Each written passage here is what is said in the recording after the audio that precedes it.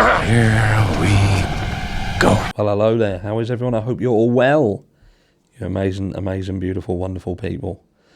So, I don't know what day it is. I'm not going to lie to you. I have absolutely no idea what day it is. So we're just going to get straight into the meat and potatoes because we are talking about Jay Slater case. No, I know. Surprising, isn't it? But we are talking about it because I wanted to talk about something, right? And it is this. I'm trying to get this clip thinking off. Because I was reading an article. I'm not going to show you on the screen because I'm not going to lie to you. I've got the camera hooked up and I haven't even turned the computer on. So we're doing it old-fashioned style, olden days. So yeah, it was on the Chronicle Live, and it was going back to when Jay Slater's dad was getting a bit of criticism for not really joining in on the search, and it made me think about logic, and because the Guardia Civil head, he was talking about something, right? And I want to read it to you. Take you back. So it is here, right? Let me just scroll down, and it says, the search operation is currently focused on a challenging terrain near the village of Maska. Now, Jay Slater's dad had basically turned around and said, look, I ain't searching because that's fucking dangerous. That's dangerous. I ain't a professional, and I'm going to leave it to the professionals to search. And he went on, he was talking about the fact that I just thought Jay had perhaps gone out for the night, had a few jars, and ended up back at some girl's room, you know what I mean? And, you know, as we all did when we was younger. Apparently I didn't. I was really well behaved, I was. So it says, so the challenging terrain near the village of Maska, where Jay was last seen. Brigadier Cipriano Martin, which he was the head of the Guardia Civil's mountain rescue team, has stated that the missing teenager from Lancashire would not have ventured into areas deemed too risky for the rescue teams. And it goes on to say, through an interpreter, he states, there are difficult areas and we've given instructions for people not to risk their own safety. But there's something we need to make clear, which is any area we don't go to, well, Jay wouldn't have gone there either. You have to think about it logically. If I see there's vegetation in front of me and I'm going to get spiked and I can't get through, then he won't have gone through that area either. We have to be logical, obviously. And it got me to thinking about this entire narrative, the entire story. I know we've got all these sub-stories. We've got the Maruba boat. I get it. Some people just, you know, they hear these things, and when they're being pushed online as well, it's very hard to ignore. Very hard to ignore. You become invested in a story, and you've got a large number of people who are also getting invested, and it's these Chinese whispers, you know, and before you know it, we've all of a sudden, the Maruba is definitely involved now. It's definitely involved. It's a boat that was trafficking organs, and, you know, Jay was on it and he was photographed on it, and we've even seen people running around with organ donation boxes, and that's now a thing, definitely. And, you know, we've got other stories as well. But I think the issue is it's not these stories, it's not the fantastical stories that makes the Jay Slater case something that I feel should have further investigation into it.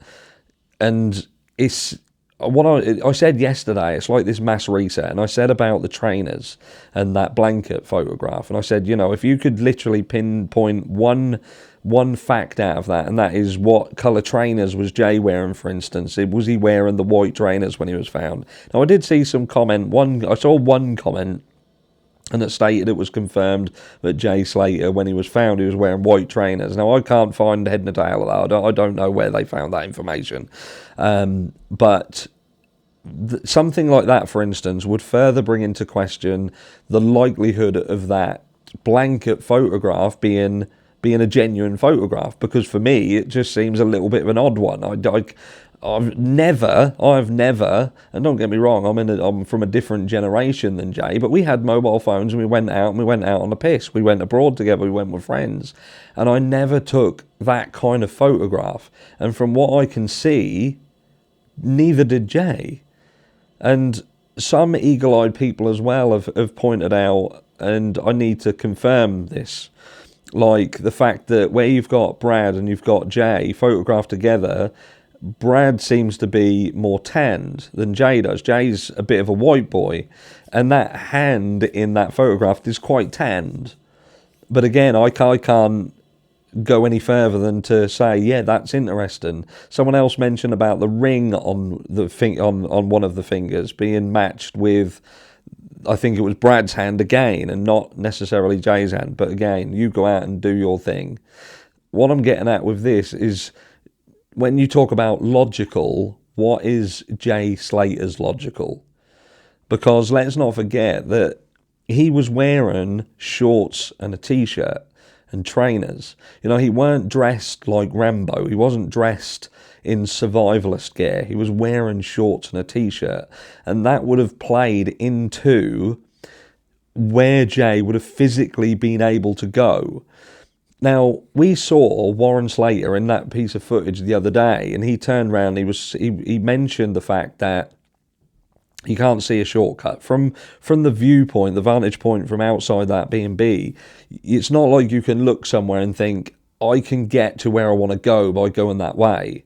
And again, Warren states again, he's not going to get involved in the search, the initial search, because if it looks dangerous. And then you've got this Guardia Civil mountain rescue leader making a very valid point, and that's like, Jay Slater is going to have eyes, and you know, he should, if he is completely, I was going to say compos mentis, but I know people are starting to get fucked off with that. So if Jay completely had his wits about him, Jay's got eyes and he can see. And you're going to get to the point where he's not going to have been wading through the vegetation.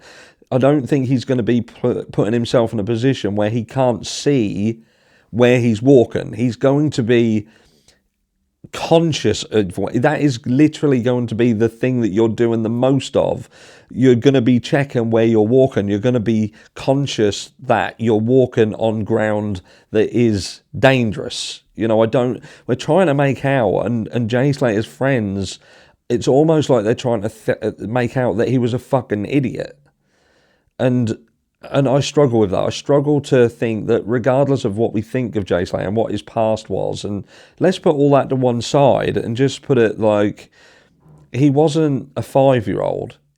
He would have been able to determine what is risky.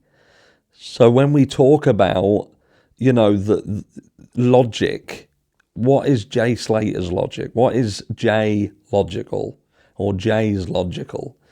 Is he going to be putting himself in a position where he is genuinely in danger? Is he going to be limited, and there are going to be severe limitations based on what he is wearing? So if you look at it like he is just going to be walking in an area where he can flat out see where he's going, he is going to see when he approaches something that looks like a drop. It isn't going to creep up on him.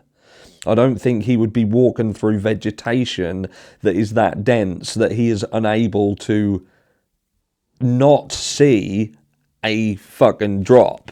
That's what I'm getting at. And I was reading that earlier. I'm going back to the beginning because I just feel that it's getting drowned out at the moment with all of the noise of the other stuff. And, you know, it's these little things, like I always say, the devil's in the detail. And when you're listening to Jay Slater's dad saying it's dangerous and I don't really want to get involved, you've got this guy, Brigadier, turning around and saying, look, Jay isn't going to go where we can't get to. If we look at an area and think we can't go there, then he isn't going to be there. And, you know, it's a difficult one. The difficult thing is how did Jay end up where he was? And to me, it almost, again, brings into question, was Jay placed where he was found? Was he put where he was found? Let me know down below, and I'll catch you all in the next one.